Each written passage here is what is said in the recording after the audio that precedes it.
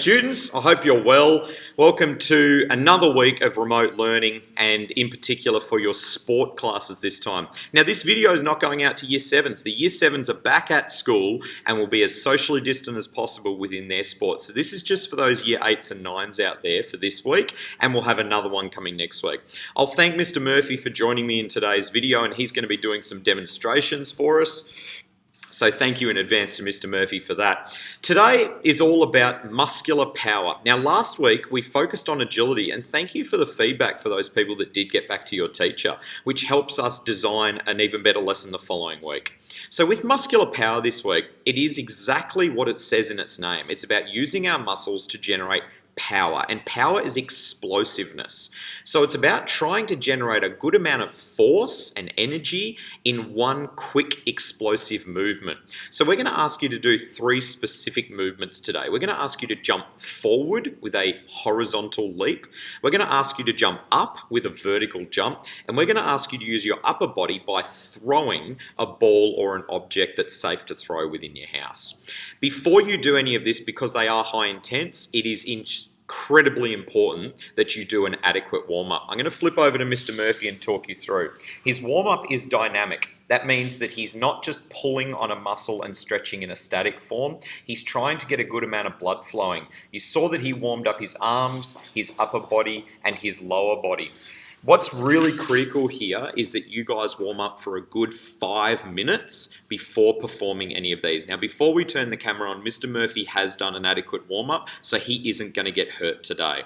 The first task that I'm going to show you, or get Mr. Murphy to show you, is going to be the horizontal leap. Now, when you're doing this, you'll notice that Mr. Murphy has found a nice line on the floor here in our carpet. He's going to use that as his starting point. Now, he might have a coin or a pen or something with him where he could mark his landing spot, but if you have a parent or guardian, and you might have a pool noodle or something like that to help you, they might be able to mark your landing spot as well. If you have a tape measure to measure the landing, that'd be even better, but I'm just going to ask Mr. Murphy to start with 2 legs and leap forward as far as he can, and he's nearly even gone out of camera.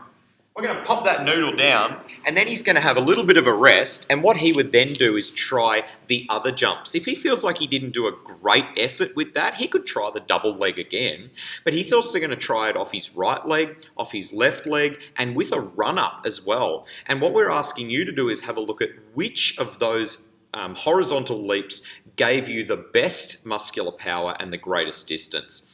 The next one we're going to ask you to do is a vertical jump. Now, the vertical jump is about going up as high as you possibly can.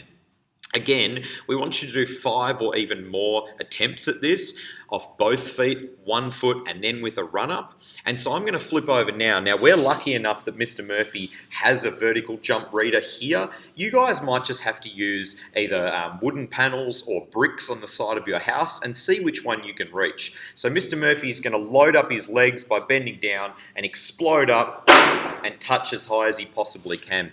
Now, if you have any chalk around the house, then jumping with a bit of chalk in your hand can even mark, and that'll wash off with the rain as well. So there's different ways in which you can measure. Don't forget to take a photo and send it to your teacher with your setup for today. The last of the activities we're going to ask you to do is the upper body muscular power. And so we're again lucky enough to have a medicine ball here. And Mr. Murphy is going to throw that medicine ball, starting with 2 hands, then with his right arm, then his left, and then even with a run-up if he can coordinate that. And you'll notice that he's used that line on the floor again, and I would grab the pool noodle to see how far he goes. Let's have a look. These are one explosive movement each time, trying to get the furthest distance or the highest jump that you possibly can with either your body or the ball. Make sure after you have completed you do a static stretch, pull on those muscles in the legs and upper body that were used to try and make sure you're not very sore the next day. And if you get this completed quickly, there's some ideas around some skills that you can work on for the basketball students, and you can adapt that for your sport as well. Don't forget to send that email for attendance and also an image to your teacher. Good luck with today's lesson.